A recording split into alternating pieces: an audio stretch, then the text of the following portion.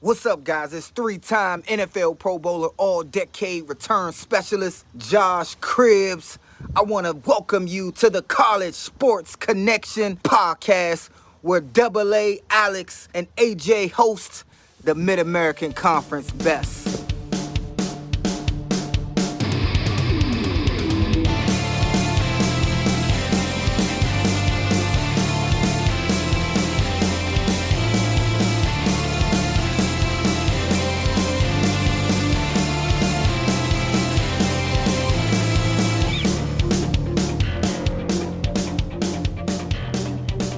All right, everybody, welcome back to the College Sports Connection podcast. I'm your host, Alex the Captain. Joining me, as always, it's AJ the Guru. What's going on, everybody? AJ, this week we have our first broadcaster on the show and our first representative from Ohio University. Ladies and gentlemen, this week we are welcoming the voice of the Bobcats, Russ Eisenstein. Thank you so much for joining us, Russ. Alex and AJ, thank you so much for having me, and I'm challenging all the rest of the voices in the MAC to get on this podcast as well. It's a fun time. This is infotainment personified. This is information and entertainment in podcast form. That's what they tell us. I got into podcasting because I did radio. I did high school radio in Fort Wayne, Indiana. And so I get the whole radio thing. And I didn't know I would love it as much as I did until I started doing it. Yeah. And it's a blast. Yeah, it is. Well, it really that was kind of our whole story is I'm a musician. So it's like, hey, AJ, I've got the performer aspect. You've got the sports knowledge. Let's make this work. And here we are almost 3 years to the day later, ironically. Oh, wow. So this is cool. Great to have you on, Russ. But let's talk about you. Let's talk about, you've had MAC ties your entire life. You grew up a fan of Northern Illinois. Mm-hmm. How cool was that? You're from Chicago. You grew up a fan of Northern Illinois. Yeah. Why wasn't it like Northwestern or University of Illinois? Like why Northern Illinois? Well, it was Northwestern a little bit too. Okay. But I grew up in Bolingbrook, southwest suburbs of Chicago. My dad went to NIU. He was there for 1 year and then actually went to Southern Illinois and then went to broadcasting school and then started his career. But anyway, going to games in DeKalb was just something that I did growing up. But going to games everywhere now, and that's the rest of the story too. But going to football and basketball in DeKalb was just something that we did as a family. And you think about the time that you're in the car, the time that you're going to eat, the time that you're there at an arena or at the stadium before the game. And I'm just so fortunate that I was able to grow up that way with parents that understood the value of education, understood the place of college athletics and sports. But breaking the games down as we go to the games, it was more than just, all right, we're going to a game. But all of that invaluable time that you would have driving to DeKalb to see Kenny Battle and those NIU teams. Kenny Battle was the first college player ever to do the 360 dunk. And we were there to see that. We go back to the John McDougal days at NIU, the early 80s. And Northern never should have left the MAC. And I think it set them back a little bit in a lot of ways. And then they came back to the league when I was a freshman at NIU in the late 90s. So going to games there was so important. And those guys were my heroes, Alan Rayhorn and Tim Dillon. And then when they were out of the MAC in the 90s, the late 80s and early 90s, that 90-91 NIU team was one of my favorite teams ever, with Donnell Thomas and Donald Whiteside and Stacey Arrington and Andrew Wells and so many other Andrew Harmon and others on that team. So anyway, just all of that stuff in my growing up helped make me the broadcaster I am. But it was more than just that. It was going to games at Illinois State. It was going to the old field house at Ball State. We would try to go to as many games together that we could. I remember we couldn't get tickets for Bowling Green, Michigan State when Judd Heathcote and MSU came into the old box on campus at BGSU. So we did Cardinal Varsity Classic, and we also saw Miami play Cincinnati on a Saturday. I mean, this is just what we did growing up. I mean, just sure. I went to 1,000 games before I was ever in college, drawing the logos of all these teams. So I could go on and on about it, but Yes, it was a big, big, big part of my upbringing. So you mentioned obviously watching Northern Illinois growing up specifically, and you talked about them being in the MAC, leaving the MAC, going back to I think it was the Big West Conference.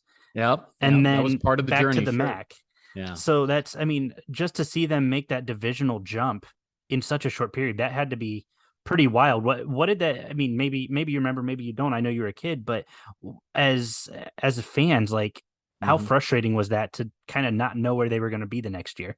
Mid 80s, a lot happened there in DeKalb with change of athletic directors and change of vision and where they thought that things were going to go. There was a time there where Northern thought that they could have been the 9th member of the Big Eight.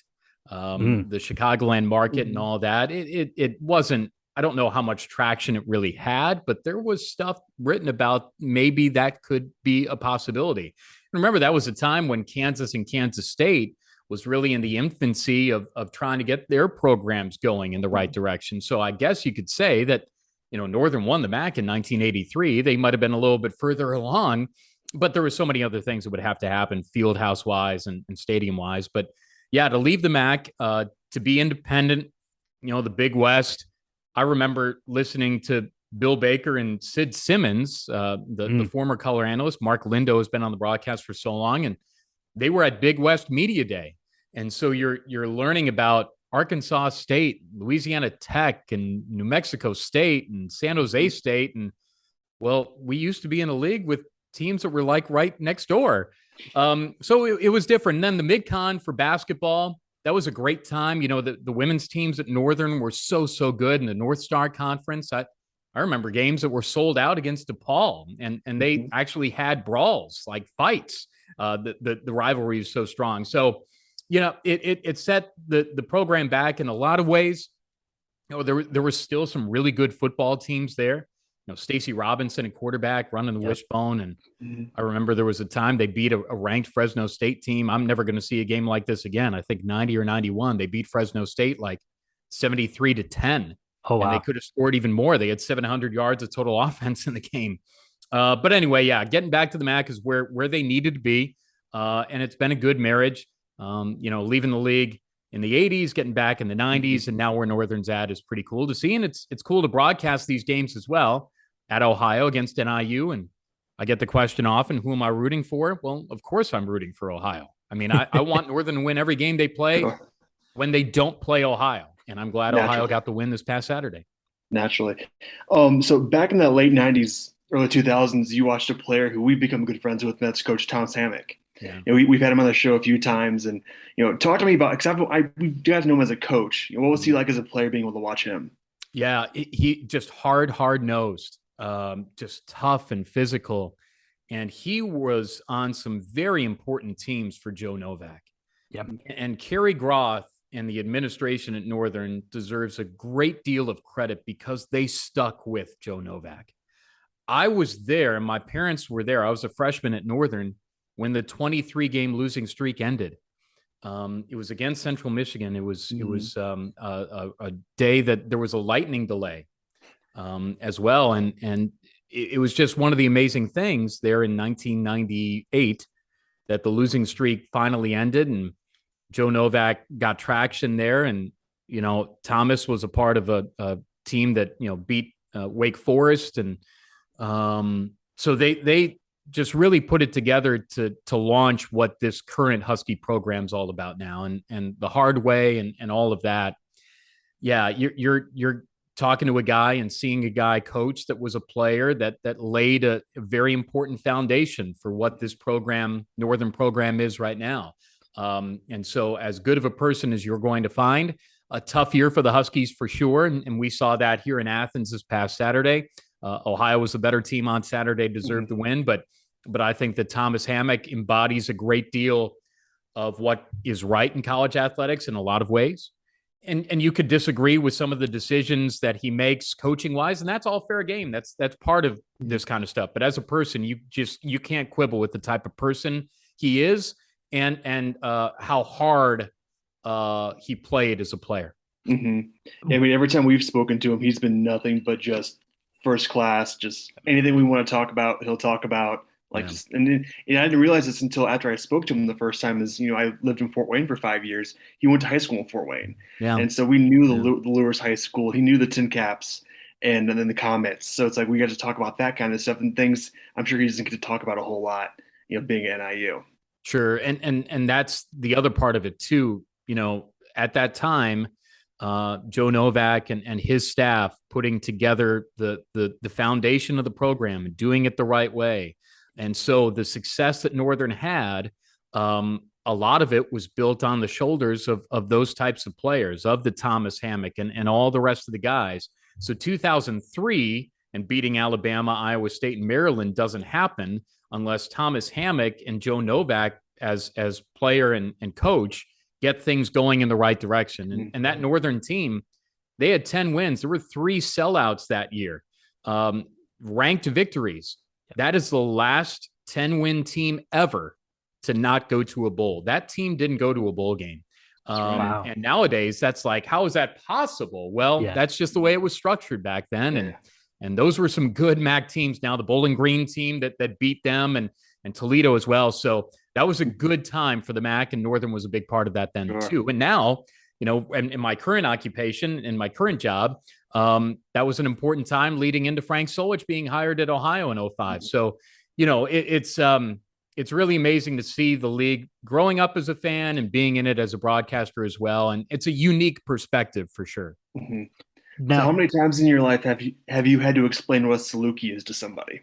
A lot. So the origins of the Saluki is one, and then why the Saluki came to be for SIU for two.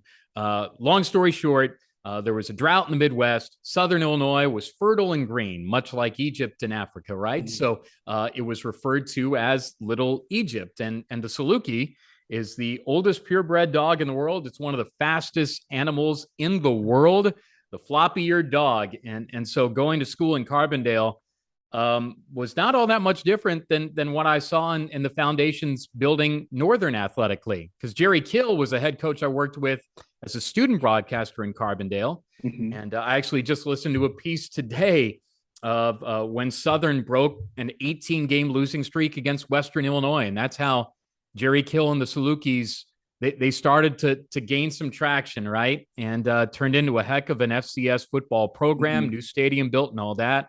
I was there when Bruce Weber was the head coach. So I was so very fortunate to work for my mentor, Mike Reese, who's the voice at Southern, and be around great coaches like a Dan Callahan in baseball and Jerry Kill in football and Bruce Weber and Chris Lowry mm-hmm. and Matt Painter in basketball. Sure. Here's going back to the little high school here for a second. We have a family friend of mine, Ken Leonard, the head coach of Sacred Heart Griffin. Oh, wow. And talk about the athletes in that whole part of Illinois just growing like crazy. I mean, he's the all-time winningest high school coach in Illinois history. And his son coaches at Rochester. And so, I mean, they battle each other every year in the playoffs to go to state.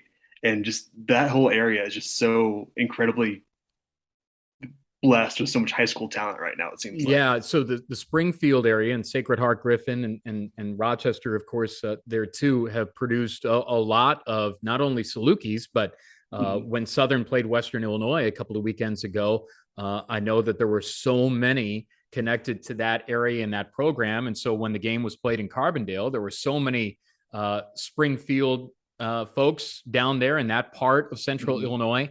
And yeah, all the way through the state, from north to south, Rockford all the way down to Cairo. There's so much that's in addition to Chicago that's so awesome about high school athletics and college athletics too. Mm-hmm. So you mentioned, Southern Illinois and doing all of that. When you went to college, did you know that broadcasting was like your calling? Did you figure that out in high school? What kind of made that click for you to say, this is what I want to do with the rest of my life? I knew it at 4 years old. My father was a broadcaster, and he grew up on the south side of Chicago, went to Bowen High School. My mom's from the west side. She went to Orr. And so we have ties to the city. I'm a suburban kid for sure, but my grandfather had a grocery store on South Indiana Avenue in the city. So I'm so fortunate to have all of that in my backstory, but growing up around college athletics, you see so many different people. You know, and this is a tangent, but if you're a racist, if you're anti any other sort of lifestyle or background or whatever else, you shouldn't be a fan of sports, because there are so many people from so many great backgrounds that are in college athletics, and it should be something to be celebrated. But anyway, so I knew it very early on, and going to games and talking into a tape recorder that my Aunt Judy gave me when I was a little kid. And so my dad and I would do sportscasts on Saturdays together. There was a time there where he might have worked at night, or my mom was working at night, or whatever. There'd be times there where he's making dinner and I'd write down scores from the MAC or from other leagues, whatever, on a football Saturday. And I still have some of the tapes, do sportscasts together. And, my dad, he doesn't talk about it often, but he is, he's an example of it. It just might not work in broadcasting. He had a couple of chances broadcasting Kentucky and Indiana, and he was the runner up for the job at NIU. And, you got to decide, are you going to move forward in this business or not? So anyway, all that's to say that I knew very, very early on, I would sit in a room and do fake sportscasts or fake play-by-play. And, I worked at a radio station, WJBC in Bloomington. I grew up an Illinois State fan too. And I thought, gosh, it would be so cool if I was on WJBC. Well, I was for a couple of years. And gosh, it'd be so cool if I was a broadcaster in the MAC. Well, I have been for 15 years. And so all of that growing up was leading to this. I'm decently athletic. I'd like to think I'm pretty athletic, but I don't know if I'm D1 athletic. So I worked in high school at Jewel, was a cashier and bagger and helped pay for a little bit of college, and went to Southern, and it was the best thing that ever happened to me. Probably was way too cocky for my own good, because I was 18, 19, 20, 21 and doing a lot of really cool stuff locally and for the school as well. So just very, very fortunate that I found it very early on, and we'll see where it's all going to go. But it's been the calling for sure. And I think about that kind of stuff every time I'm on the air. Every time I'm on the air, I give it my absolute best. And we'll see where the career goes in the future. Sure.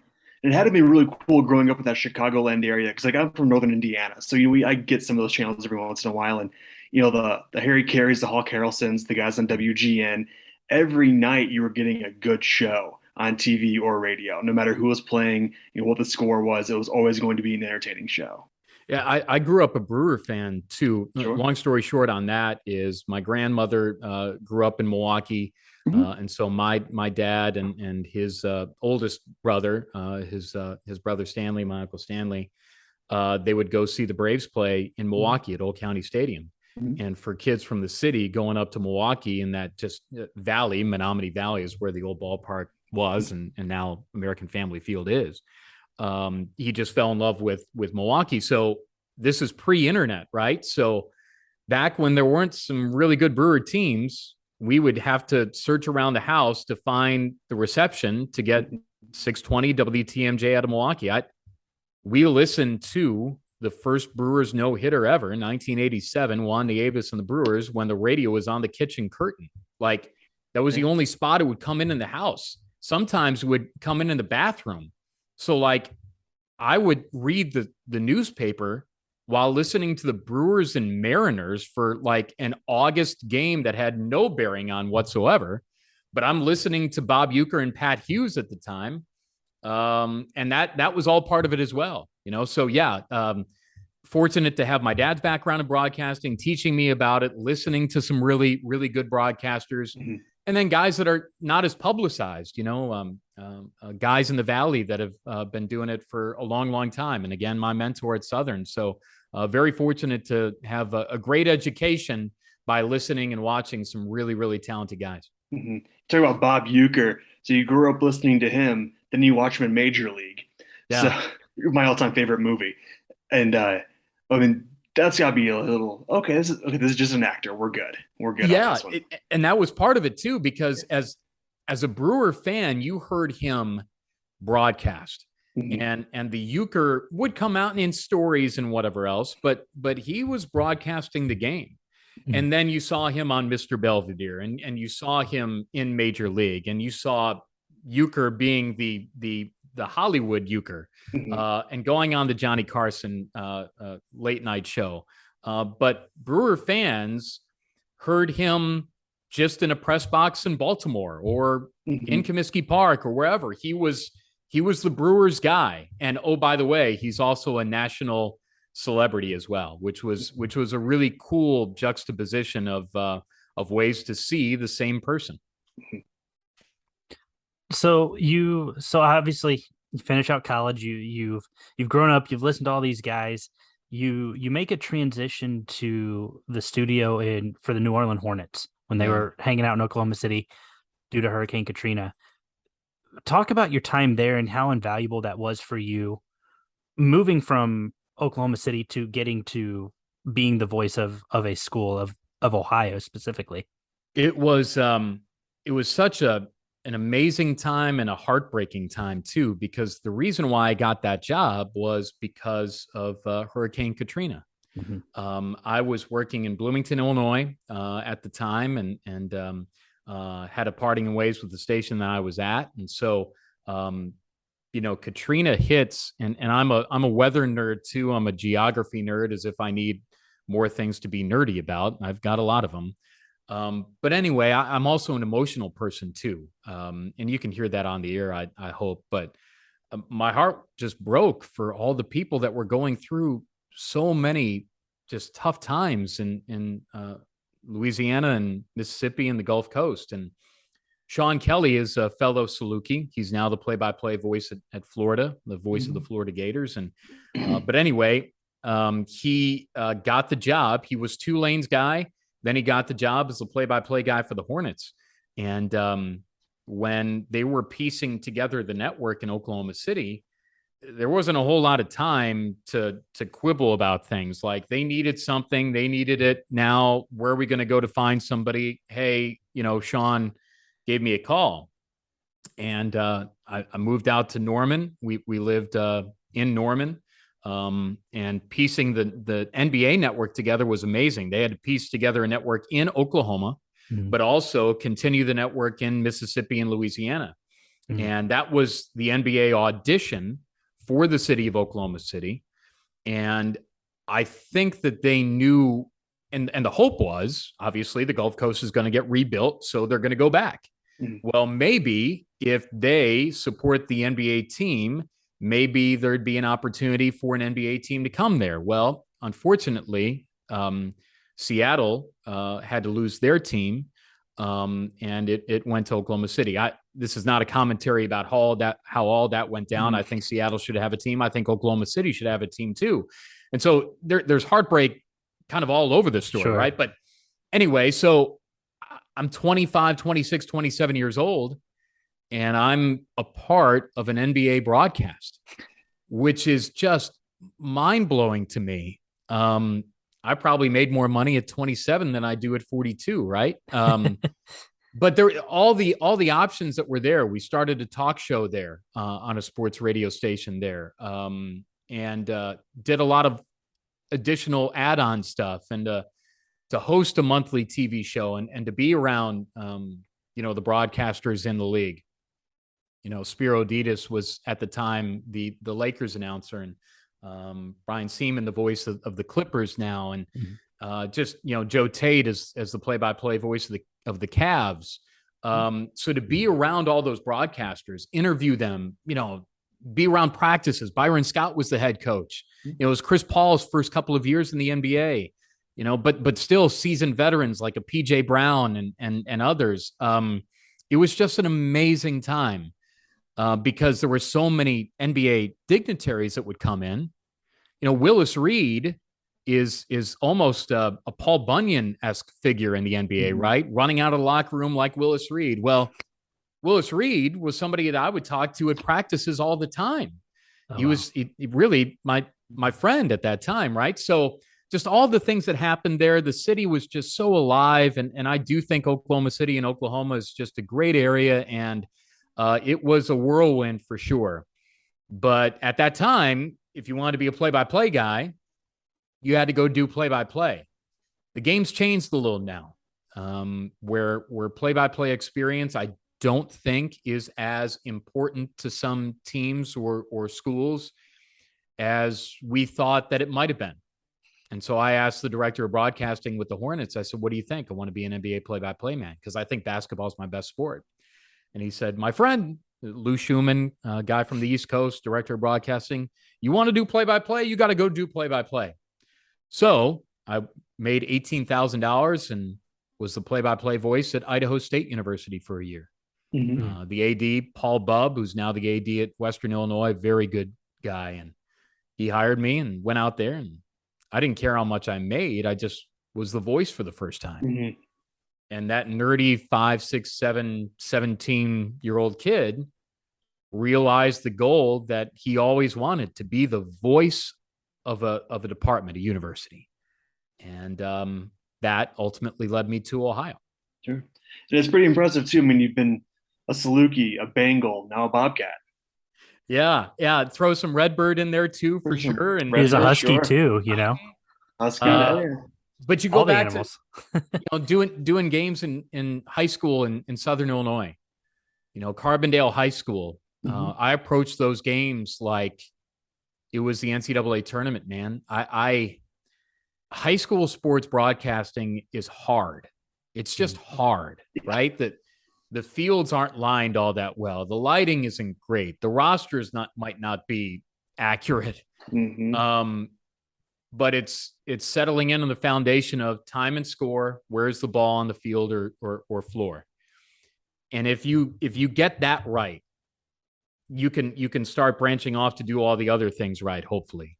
Mm-hmm. And I'm not saying I do everything right, but I'd like to think I've got a pretty good idea of what works and how good broadcasting should be done, thankfully. And that stuff of being a Bengal, being a Redbird, being a Carbondale Terrier, being an El Dorado Eagle has led me to be the voice of the Bobcats and maybe beyond, mm-hmm. you know, to be a pro voice, be a Power 5 voice someday.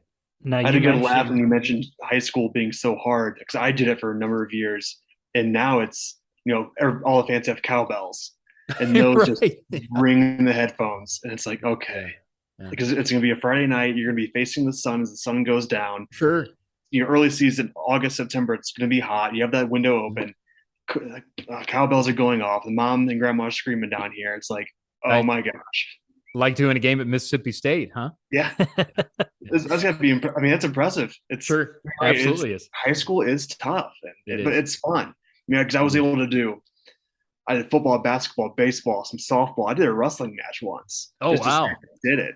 I mean, did anybody listen? I don't know, but it was fun and it was interesting.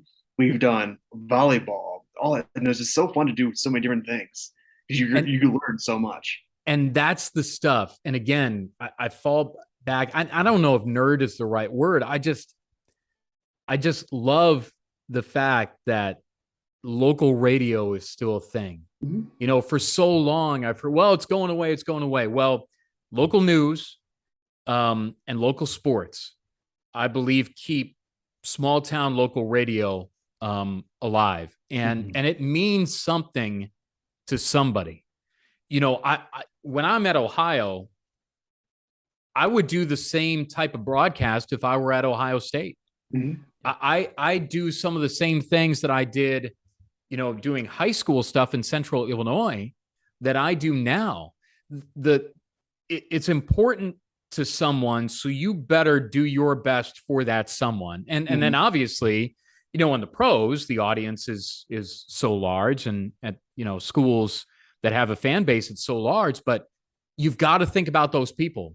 Mm-hmm. You know, I broadcast the way that I do to try to do my absolute best to inform and entertain. And now social media allows you to get all that stuff out there. Mm-hmm. And that's the cool stuff about your podcast too. You're getting MAC fans excited, informed, and entertained about all of this stuff. Mm-hmm. And that's why getting the stuff out before the broadcast, like when Ohio plays Buffalo, I want our fans to be the most knowledgeable about the Bulls program and about the players so that they enjoy the game that they're going to watch or listen to. Mm-hmm. And it all goes back to, all right, if you're broadcasting in high school, college, or the pros, think about who you're doing it for and why. And if you don't think about that kind of stuff, then you should get out of it, mm-hmm. because that's the stuff that matters the most. Mm-hmm. Absolutely. I wanted to rewind just a little bit back to your NBA days. You also spent some time doing some minor league baseball. Yeah. Talk about a world of difference from going to an NBA court to a short season single class A minor league baseball. What was that like? I think back to that and I think, well, how did I actually get that approved to be able to do it? Because during the time there, I was starting a radio show, and maybe I should have given more thought to everybody involved. I don't know if 42-year-old Russ would do the same things that I did at 25, mm-hmm.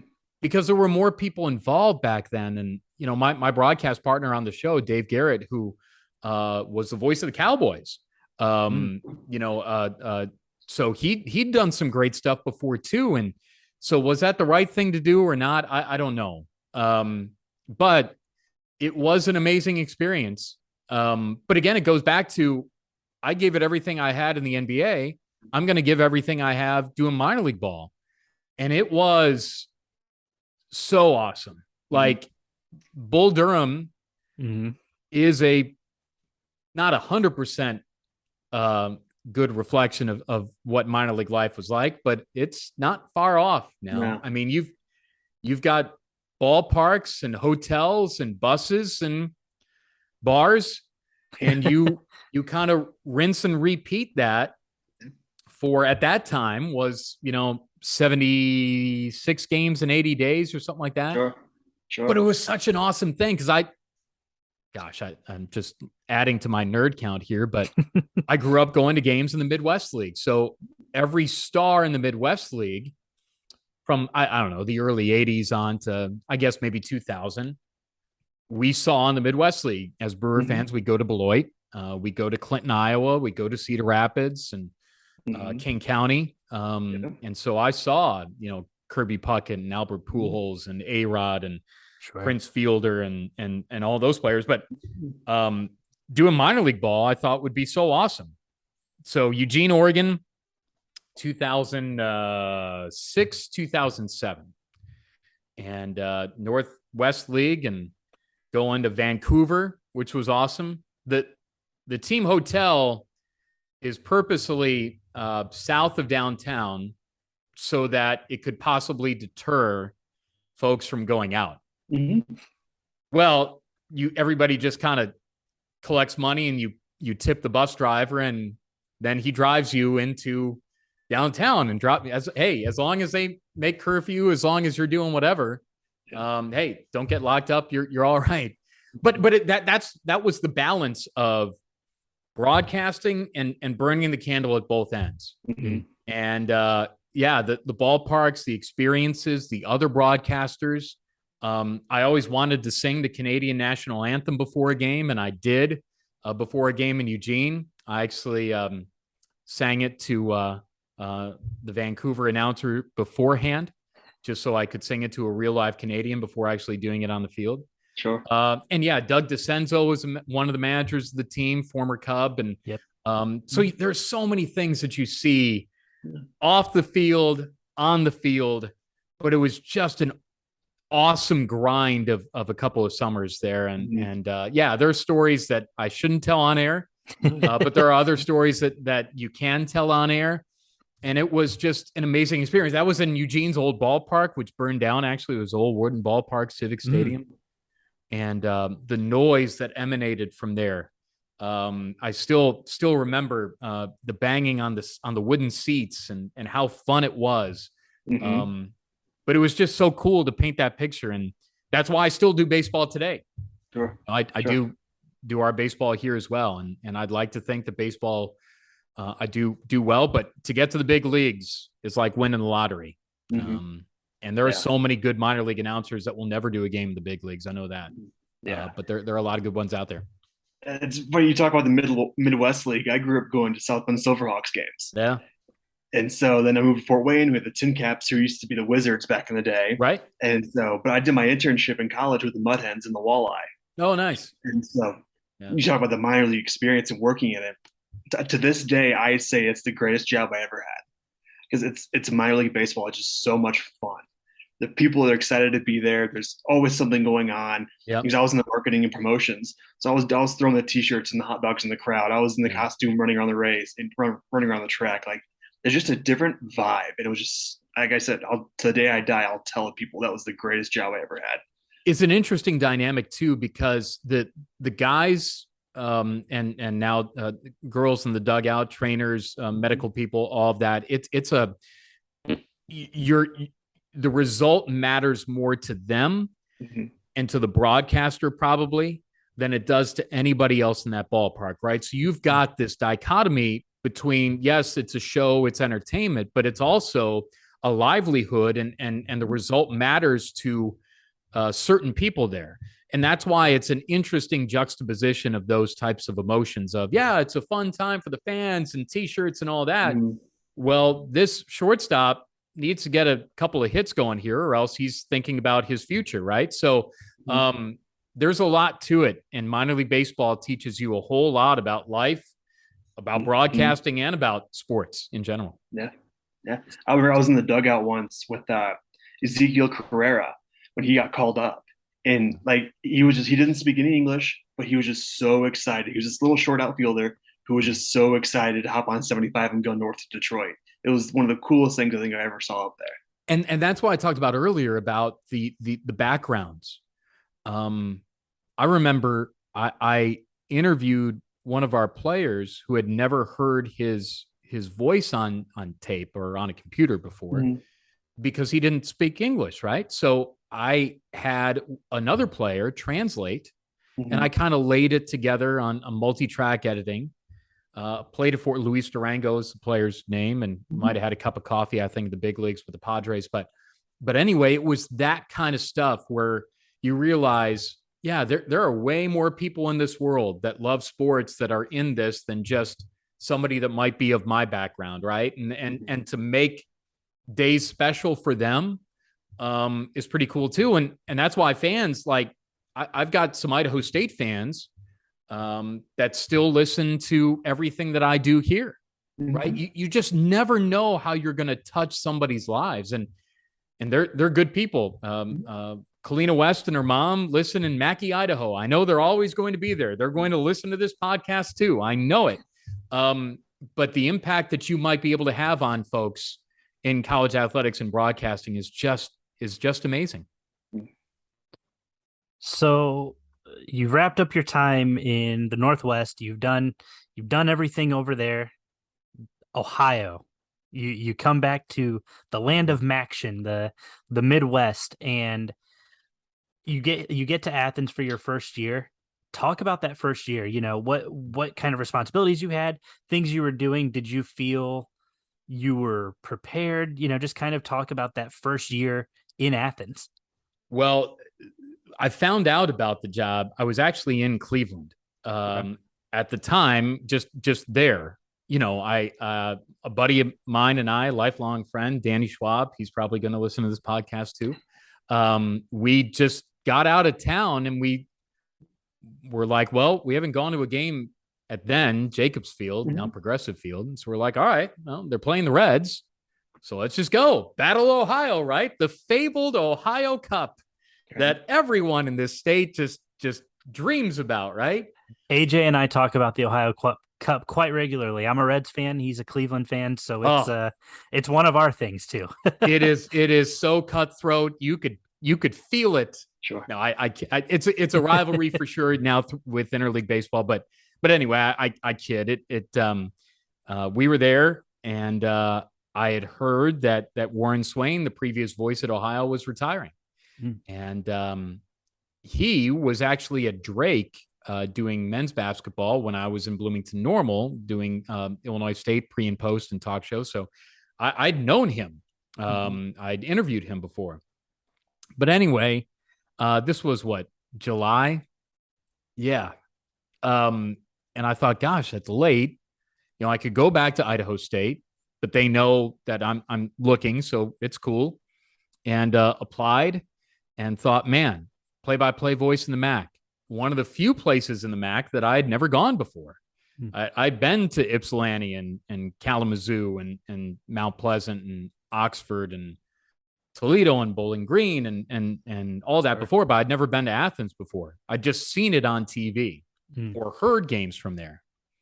And I remember when I was first driven in towards campus and I thought, my gosh, what a beautiful place this is.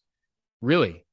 It was end of July, but it was a bright, sunshiny day, and you see the Convo and you see Peden Stadium, and I knew then why this place is so special to Bobcats.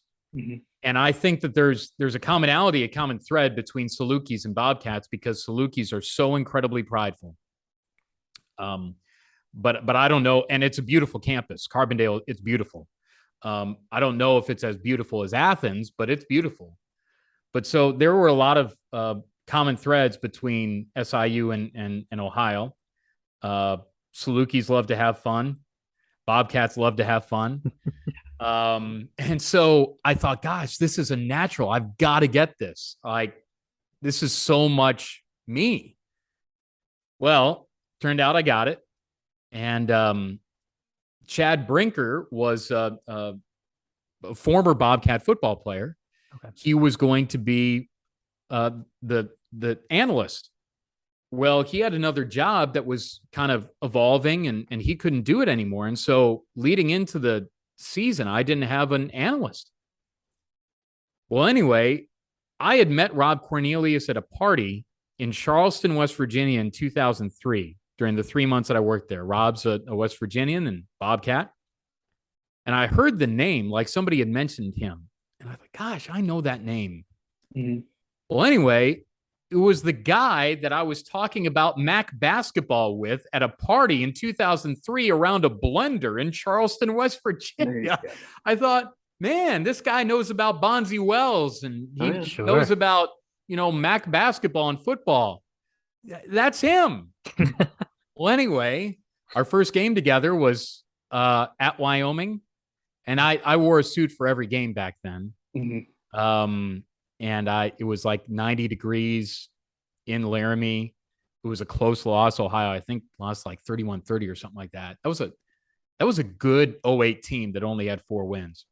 But anyway, all of that was how I thought that being a voice should be, was what I wanted to establish in year one. And it was different than what a lot of Bobcat fans had ever heard before.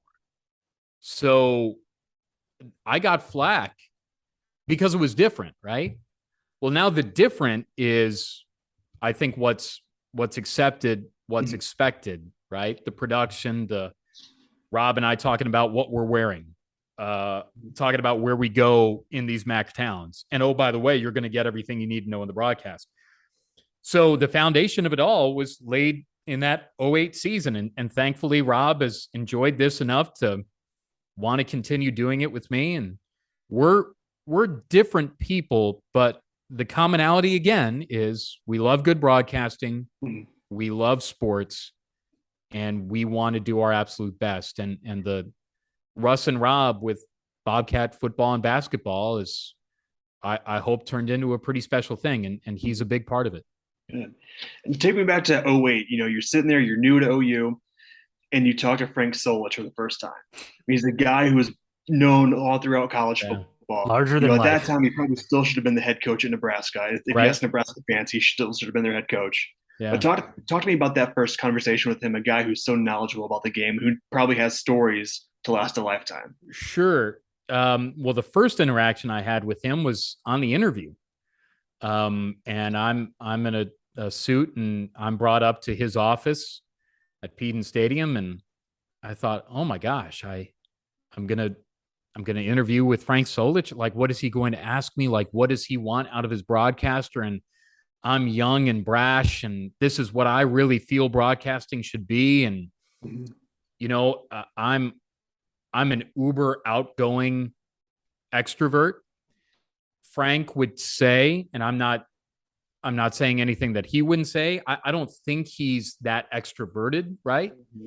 So I was worried about that. Like, how is he going to perceive me? Like my emotion, my excitement, my exuberance, and he's, very much old school. He doesn't let his emotions show often, right? That's why it was so cool to see him this past weekend, just an ear to ear smile when the field was dedicated for him.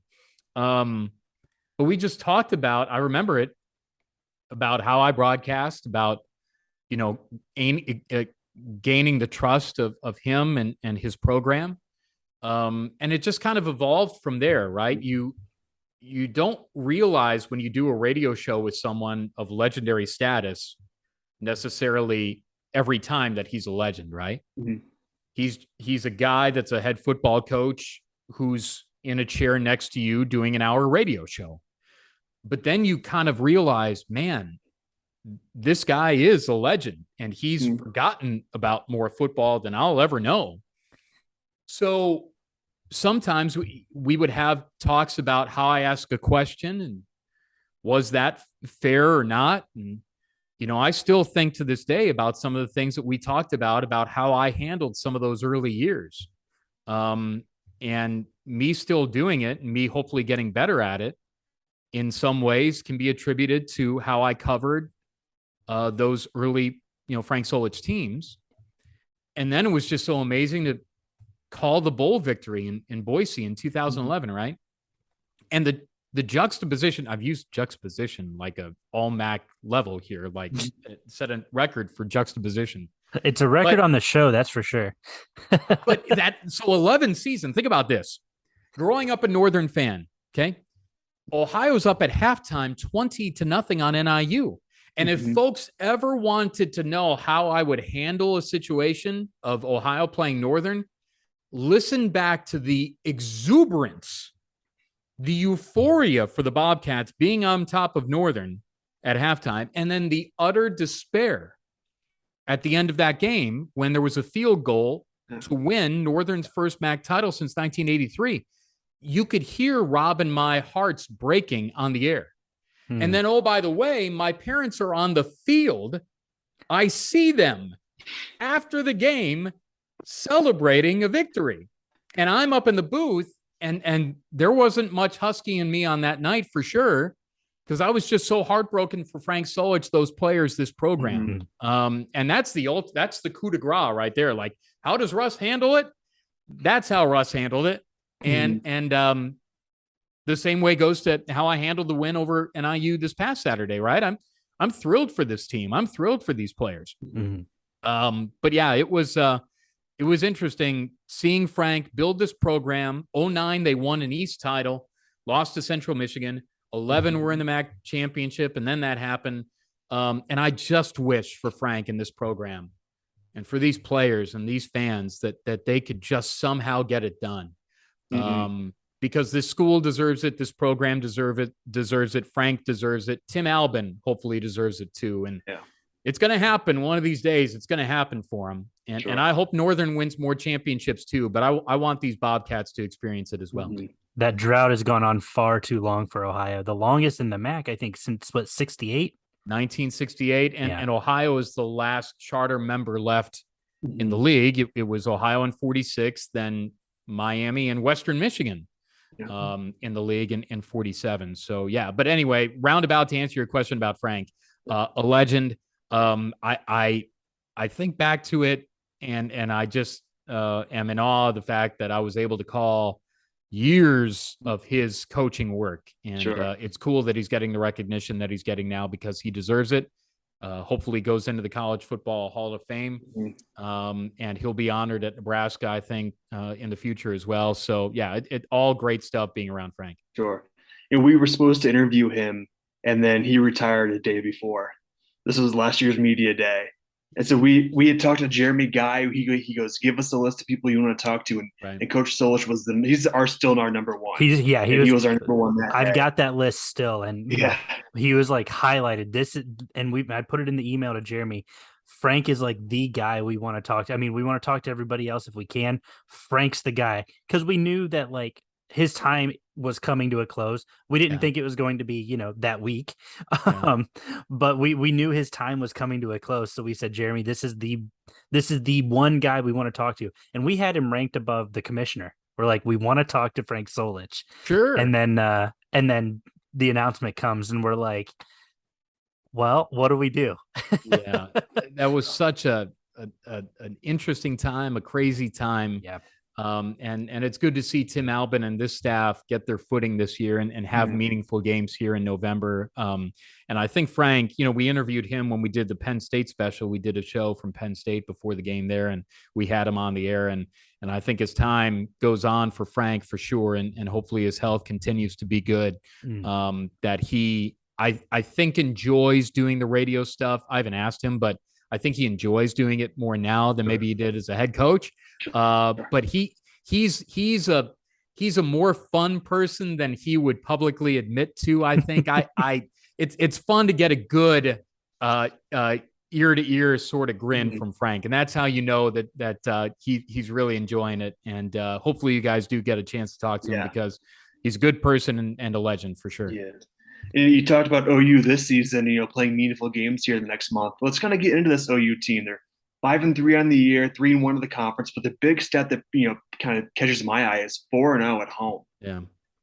That's and the tone was set in week one. Okay. That the thought was, all right, barring an upset, you know, you've got 2 Power 5 games that you're going to play, and you'd love to upset Iowa State or Penn State, but realistically, it would take an upset, right? So the toss-up game, even though as an FCS guy, I knew that the Fordham game would be hard, and man, was it.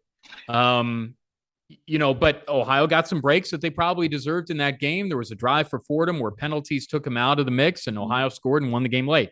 Well, that FAU game was the tone setter because that was, all right, can you be 2-2 in non-con, barring the upset against a Power 5? And then you roll into the league. And this year, we could talk about the strengths or weaknesses of the league. There are wins that are going to be presented to teams that are wanting to climb in the standings, right? And Ohio here in the middle of the year has lined up important games against Buffalo, against Miami, against Ball State, against Bowling Green. And so there's something to it. The day that we're taping this podcast, I went to practice, interviewed Kai Caesar, defensive lineman, who is just such a good guy on and off the field. Sure. But anyway, he talked about going undefeated at home this year and having a chance to go 5-0 against Buffalo, 6-0 against hopefully Bowling Green later in the year. But it starts at home. The Frank Solich Field designation, I think, resonates with these guys. And the defense is starting to come around. And that started on the road against Western Michigan. So now Ohio's won, 3 in a row? And the offense is there. There are more weapons from the wide receiving position. And hopefully the team stays healthy. Defense is coming around. And yeah, it starts at home. And it started at home on opening night. Sure. You mentioned defense. You know, Key Thompson on the year, 33 solo tackles, leads the team through 8 games. But he has guys behind him, the Bryce Houstons, the Tariq Drakes, the Jack McCroys. Yeah. Everybody's playing sound defense, and they're not allowing, you know, the big play. You know, like I guess they did against Fordham. You know, but that quarterback was it? What was his name? Tim DeMorat. Tim Morat. Yeah. I mean, he's no slouch. He's an NFL quarterback. Yeah. So the numbers are what they are. Yeah. And they're not going to change overnight, right? So you look, total defense still last in the league. Okay. But if you look the last couple of weeks here, Ohio held Western Michigan on their homecoming to 14 points and none in the second half. Ohio held Northern to 17 points after they scored over 30. Now, Lombardi did play at Eastern Michigan. But this is a very fast, very athletic, very good front seven that Kai's a part of. Vonnie Watkins is coming around. Man, did he make some plays the last couple of weeks. And then the secondary, you know, the Alvin Floyds, the Tariq Drakes, the Justin Burchett's, and others. This is a better defensive unit than the total numbers indicate. And the last couple of weeks here show that. And that's why this is going to be interesting against Buffalo. How's Ohio's run defense going to be? The yards that Northern got was largely because of the run, and that's all they had. So they got some yards that way. How is Ohio going to fare against probably a more balanced Buffalo team that has a couple of good wide receivers, Eastern Michigan transfer, Louisville transfer, but the defense has come around for sure. Yeah. And that Buffalo game is going to be so interesting because Alex and I were able to see Eastern and Buffalo this year. Yep. And, Cole Snyder is no joke. He can sling the rock and he has weapons around him. So it's going to be a real tough test for OU. Totally the Washingtons agree. of the world. And that's why. That's going to be a fun one. Yeah. And that's why whoever wins this one, they're going to deserve having a leg up in this East race. And that's the fun part now, too, because, all right, you could debate midweek, Saturday, whatever else. Bottom line is we've got a game to cover. I've got a game to broadcast. And just from the looking at the X's and O's and the setup, this is a fun one to have because you've got two teams that have designs on winning the league, winning the division first, but winning the league. And then if Ohio survives and advances, you've got another one against Miami and then another one against Ball State, who's probably better than, with the exception of Cardinal fans, other people in the league might have thought that they would be, right? So meaningful games here at the end of the year. That's important and that's fun. You mentioned I'm a Ball State guy, so they've surprised me a little bit this year. So, sure, but they've been fun to watch. You talk about those meaningful games and just how it's win in advance. I mean, it almost feels very NCAA tournament-ish. It's very much, hey, you got a chance to still achieve everything you want. And I think a lot of people, us kind of included, kind of wrote off Ohio a little bit after that close game with Fordham because that was just such a why are we as a conference struggling with FCS opponents. And so to see like Toledo go out and beat Long Island, to see Kent State dominate Long Island, but then to see Ohio struggle with Fordham, to see Bowling Green lose to Eastern Kentucky in 7 overtimes, to see Buffalo lose to Holy Cross. I mean, same thing. Being a Toledo guy, I kind of wrote Buffalo off after the Holy Cross, and I said, we're going to go in, we're going to win by 3 scores. And obviously that was not the case last week against Buffalo. Well, but that was nuts. Well, think about this. Holy Cross and Fordham were the preseason 1 and 2 in the Patriot League. Yep. Right. And they're having tremendous years. Yeah. And that Fordham team would do that same thing against a lot of MAC schools. Yeah. And so there are teams in the Valley, the middle to upper half of the Missouri Valley Conference would be very competitive against teams from the MAC this year and a lot of years. So, yeah, I get it. And luckily and thankfully for Ohio, they rebounded from that. They got the win that day. Mm-hmm. And I think they know that they beat a pretty good team regardless of classification. Sure. And then you roll that into the MAC opener and go into overtime against Kent State. Really, Ohio could be undefeated right now. Yeah. And to survive in advance, if Buffalo wins this one, that's going to make it really hard for Ohio because they'd have to lose out. Ohio would have to win out. So take care of business for the Cats and we'll see what happens. Sure. Talk to me about Curtis Rourke this year. Last year he only played 10 games. He was a little quarterback battle last year. But he's come in this year. He's thrown for over 2,400 yards, 16 touchdowns, 3 interceptions. He had 7 interceptions in 10 games last year. So he's really cut that number in half. What are you seeing from the press box? Coach Albion's been in the program, so he knows him. But is it still getting comfortable with the new head coach? Is it new verbiage? What have you seen this year out of Curtis? I think he's just getting better in every area, right? He's finding his windows better. He's throwing a better ball this year. His completion percentage has been outstanding. Didn't have that great of a completion percentage against NIU, but he's moving up the charts in career and year-wise in the top 10 in Ohio history for a season and career in passing completions, passing yards, and passing touchdowns. And in that, we thought that, all right, he's going to be a better passer than he's a runner. Well, he had a 61-yard run against Northern Illinois at the end of the first half where the Huskies should have had him. It was a 3rd down play. Yeah. And he had a defender on his back and he just shrugged him off. And then he ran for 61. Like, it was an incredible thing to see. It was Nathan Rourke running in addition to Curtis Rourke's passing. And Nate can spin it now. I mean, what we're seeing in the CFL, he's a really good passer. But Yeah. You're combining a lot of really good stuff here. Plus, he's incredibly mature. He's very nice. I mean, I guess it's stereotypical. He's from Canada, so very, very Canadian nice.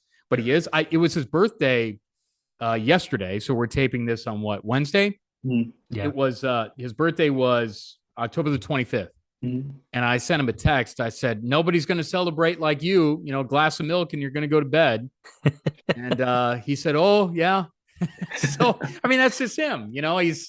He's everybody's Canadian now, All-American, much like Nathan Rourke was. And so fortunately I get to see them as the people they are too, and just know that the performance he has on the field, he deserves, because he's a really, really nice guy as well. Sure.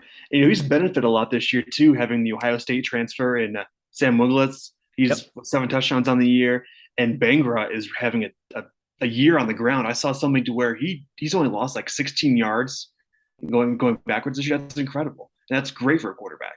Yeah, we thought, and I had Sam on the coach's show after the FAU win, and he had 2 catches in that game. And I remember Rob and I at Media Day, we were looking at the roster a little bit, and we were thinking, gosh, well, there are auditions here for playmakers. And we thought, well, maybe this Jacoby Jones, junior college transfer. Okay.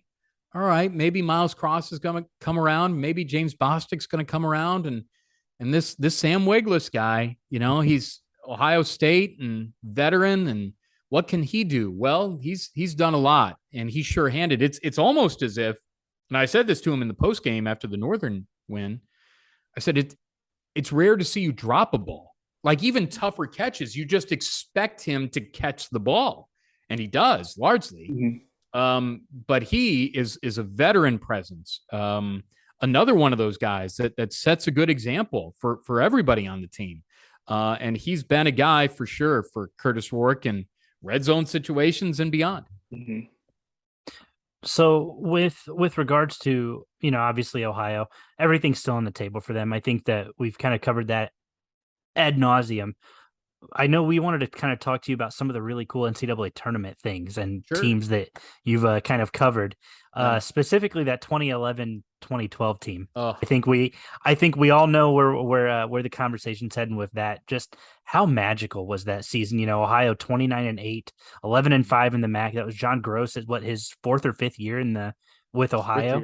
Yeah, and I mean, you just look at the talent that was on that team that. Out of nowhere, just DJ Cooper, Nick Keller. I mean, these guys are just incredible. Talk about that season and how special that was.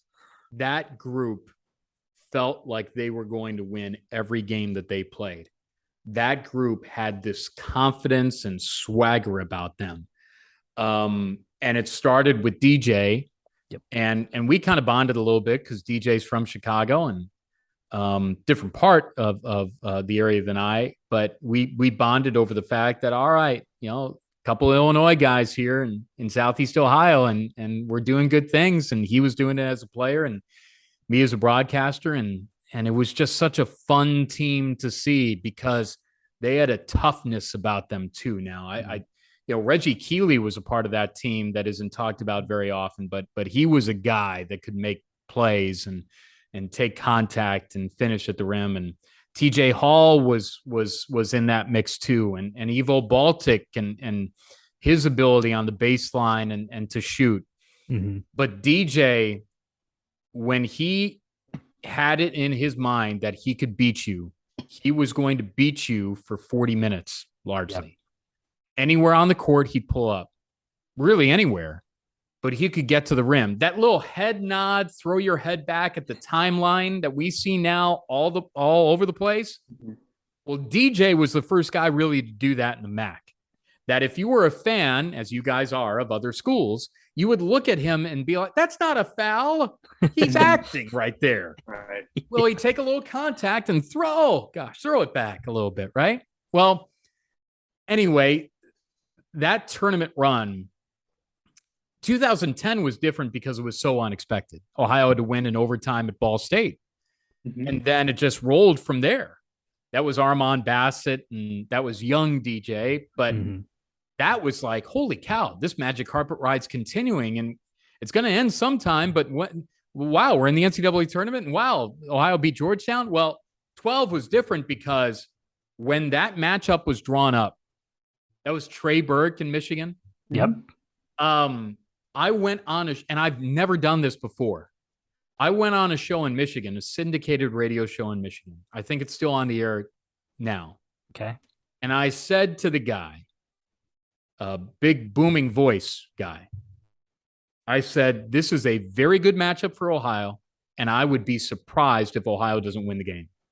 Wow. I'd never, now, when I was in college, that 01-02 SIU team that beat Texas Tech and then Georgia. Yeah. We had a confidence there against Bobby Knight and Texas. I knew that team was special. Mm-hmm. And that was in Chicago. And I thought, all right, there are Saluki fans and Illini fans are going to be for us and we're going to win. Well, they did. And then they beat Jim Herrick in Georgia. Then this 12 run, it felt like that. Like that team I felt was going to win. Then the second round, and that was South Florida.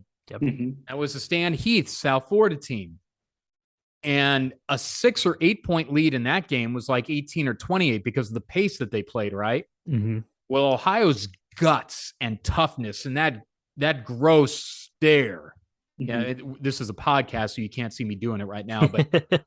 But he had that kind of growl and snarl, which he's toned down a little bit at Akron, but he still does it a little bit. Mm-hmm. Well, anyway, that team emulated that. And again, back to the Bobcat fans having fun. I don't know if you know this, but Nashville's a really fun town. A little bit. Yes. Yeah. So combined with the St. Bonaventure fans, who are a really good time too, I think Bobcat fans and Bona fans drank Nashville out of beer that weekend. Had to have. Because it was just incredible. Well, so and then as a broadcaster to tell that story and to be in a suit and I'm in Nashville and it's NCAA tournament and all right, let's run back to the hotel and then let's go out right after that and let's do it again. It was just, it was so, pardon the pun, but hit all the right notes in Music City. I mean, it was just, and then obviously I thought of the Sweet Louie for the Sweet 16. I mean, I thought about that like a week ago. Sure. So, you know, everything combined there from the team to the broadcast and the fun that we had. And there wasn't a lot of sleep. And then to go to the Sweet 16 and be in St. Louis, the town where the MVC tournament is, and an important town for Salukis for sure. It was a home game for me. Mm-hmm. Worked out at the gym that I work out when I'm there. And at that time, there was a barbecue restaurant that has ties to Southern Illinois that was open. So I went there for lunch and the game went to overtime and DJ Cooper's shot.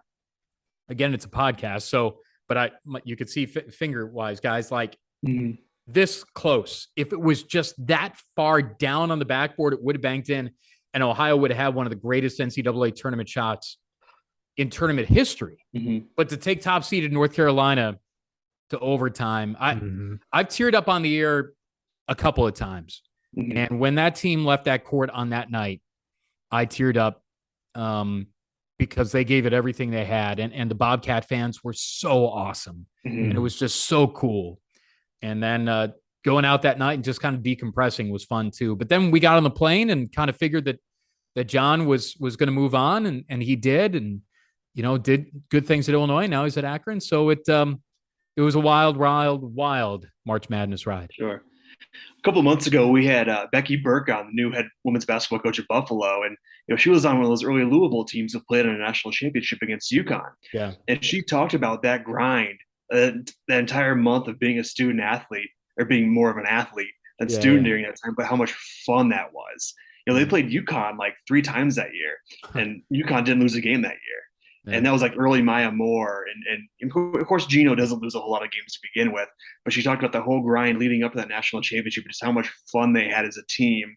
And I'm sure, you know, the media, the broadcasts all got to be part of it as well, similar to what you did.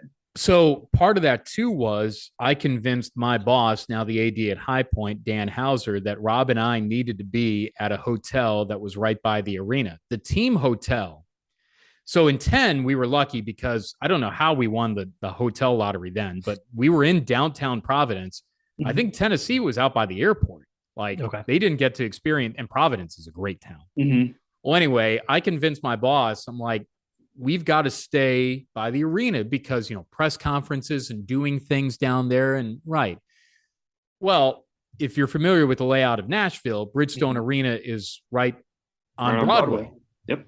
Well, our hotel was a block north of Broadway.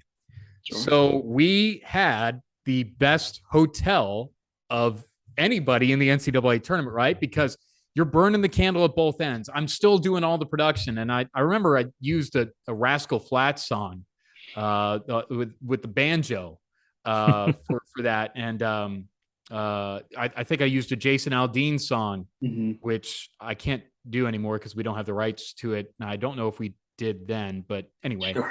Sure. But so you're doing all that and you're doing high level broadcasting and you're there in that moment and there are Bobcats around and you're just having so much fun. And oh, by the way, the team's winning and we get to stay. Yeah. I'll be forever in debt to those guys in that team because they got to create just an incredible experience, not only for me and for Rob, but for Bobcat fans all over. And that ride, man, it was a green carpet ride for sure. Did you have that same feeling in 21 knocking off Virginia? It was different then because it didn't feel like the NCAA tournaments of the past, right? So you were so locked into the game that you didn't have a lot of the other stuff that you're necessarily worried about, right? That team was so good. But Rob and I, we called the championship from the convo because of that time. And so because of space and cleaning and COVID, there was no broadcasting from the arena in Cleveland. Okay. Right. So Rob and I broadcasted that championship game from the convo. Wow. We're in an empty 13,000 seat arena. I wore a shirt and tie just for tradition. I asked Jason Farmer, our facilities guy, I'm like, look, hey, there are rims out here. If Ohio wins, can I pull a ladder out for Rob and I to cut down a net? And he said, yeah, sure. Knock yourself out. And if I told that story on the air, people would be like, oh no, you're jinxing it. That broadcaster jinx, which doesn't exist. If I Thank you for clarifying that. If I had all the power, do you think I'd be doing this? I mean, this is fun and I'd probably do a podcast with you anyway, so anyway, we're at the convo and that was probably one of the more emotional broadcasts I've ever had in my life because it's COVID, right? Everything's happening and there's nobody there, but our people at Winston-Salem did such a great job.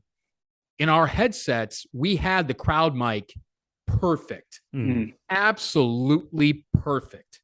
And so in our headsets, and again, I don't know why this is a podcast, so I could see you guys, but I'm doing headset hands to my head. In our headset, it felt like we were there. That's awesome. And I remember like Dwight Wilson had this like a power take and it was an and one. And I remember I growled. I'm like, don't you dare do that to Dwight Wilson. Sure. If you do that, you better bring it stronger than that.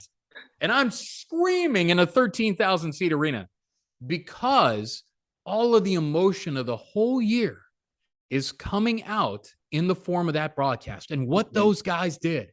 And it's really unfortunate because that team deserved to have 8,000 Bobcat fans in Cleveland. I mean, imagine that. If somehow the pandemic could have parted and somehow the fans could have been there, oh my gosh, that would have been a green and white party like no other. Yeah. But then you get to Indianapolis and we played in Bloomington. Yeah. So we had to drive down to the assembly hall. And I've been to the assembly hall for games before. And there were just 500 people there. And we're up on a perch. And the NCAA mandated that the broadcasters wear masks. And I'm vaccinated. I believe in the science totally. Problem was, I had to wear glass. We're up on Mount Assembly Hall. We're way up there. It's ways up there. Yeah, It is a little bit high. And we're in the corner.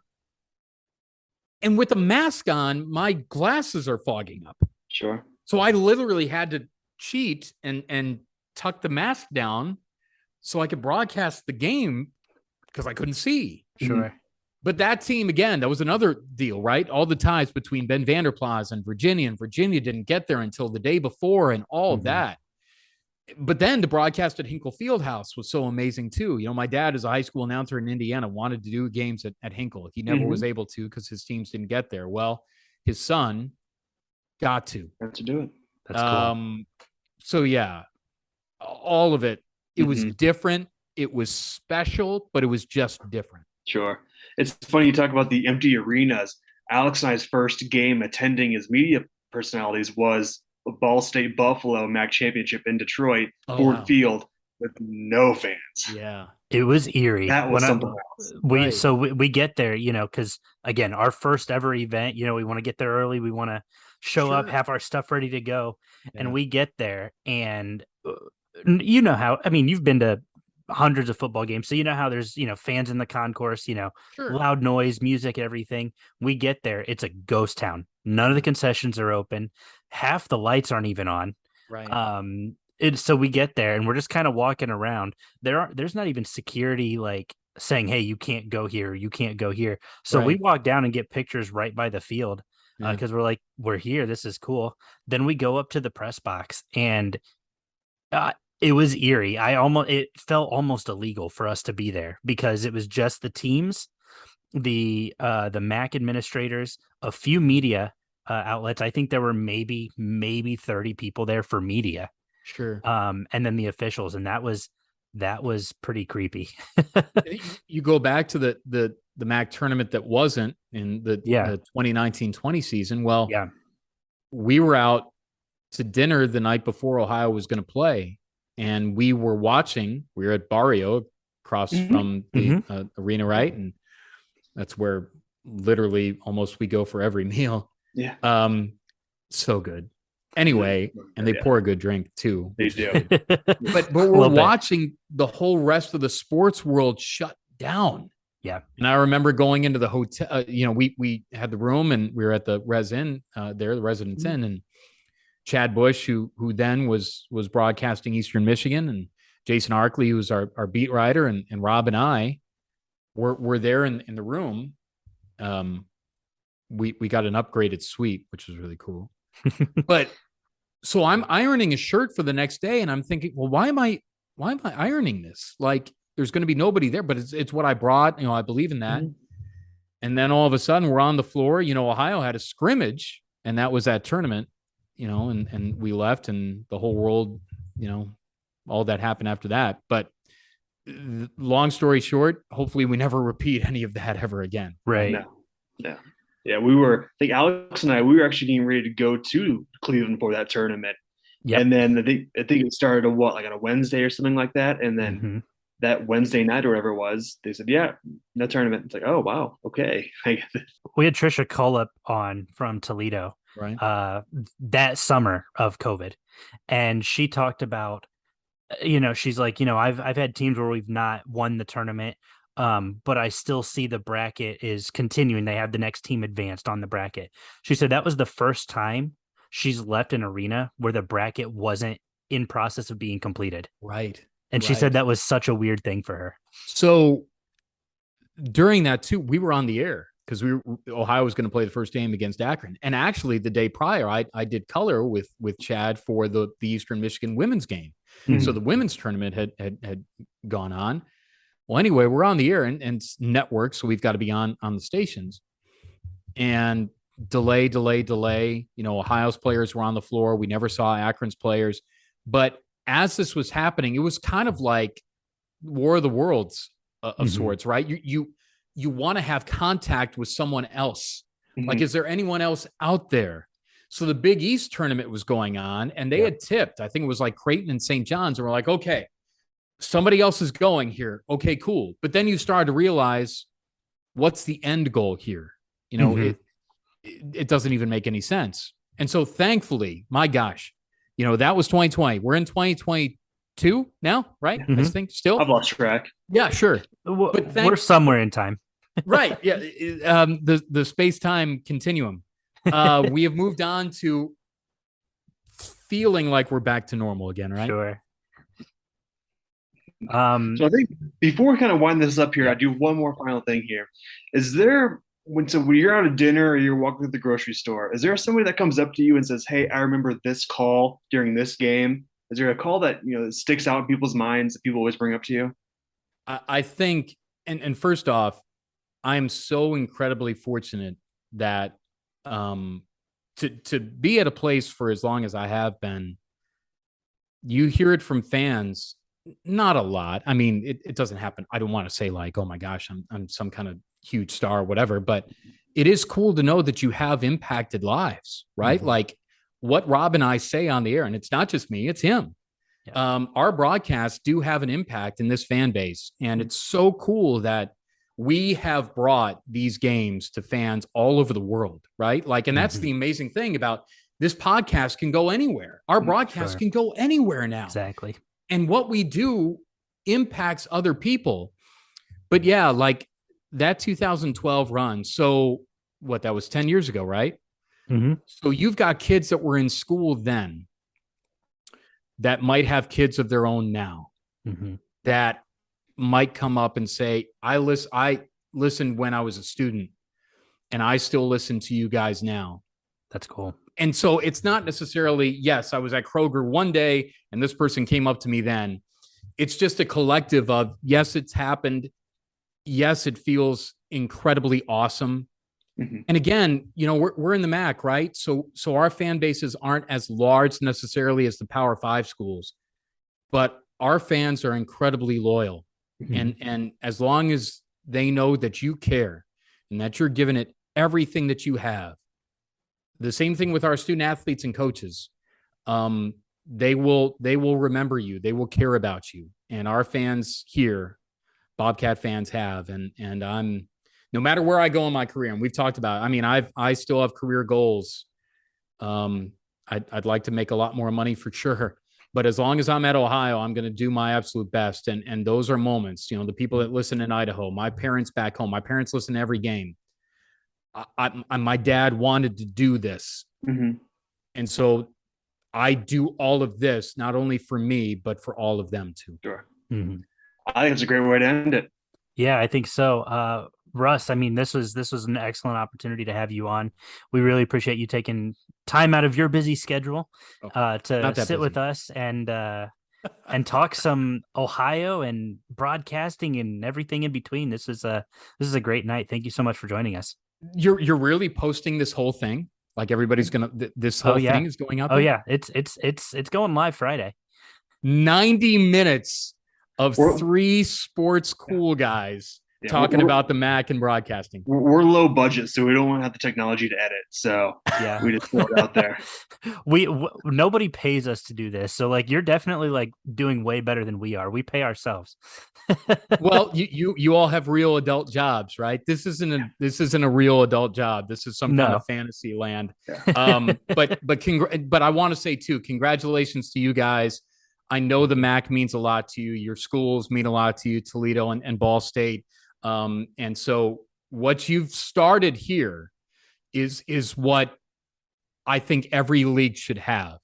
Mm-hmm. Dedicated, level-headed, sane, probably cool individuals. I mean, he doesn't know us very well, does he, AJ? but really, this kind of stuff is so important that every school, every conference should have guys like you guys that care about the league, love the league, want to promote the league, will be fair in promoting the league. I mean, you'll talk about tough stuff too, I know. But congratulations on what you guys are doing, because it's really cool too. Appreciate it. Yeah, we definitely appreciate that.